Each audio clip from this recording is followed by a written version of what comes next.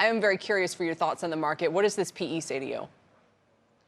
Well, I think the PE is just one measure of a lot of different variables. It's a fair metric. We want to look at it. We're also wondering why the PE has dropped and why some of the expectations have dropped. And we think a lot of it is because we're going to get less Fed stimulus. As we know, the bond buying is reduced.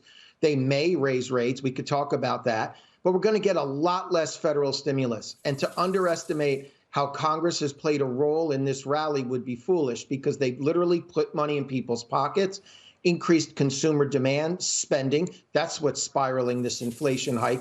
So when the federal government's going to pull back on stimulus, the repercussions are going to be real. And I think that's one of the reasons growth will moderate at least towards the second half of this year.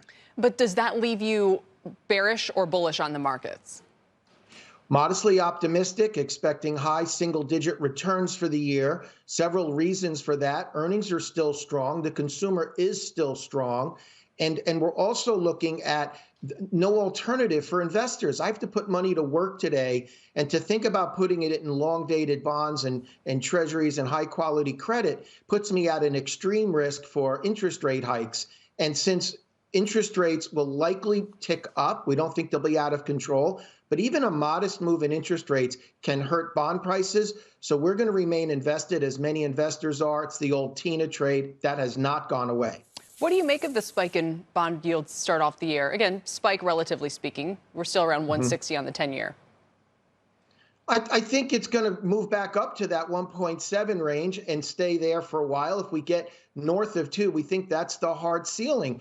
Look, as the Fed reduces bond purchases, and then if they raise rates at all, it's going to have a counter-cyclical effect to the economy. So will higher energy prices. So will the increased regulations we're seeing. So are potentially higher taxes.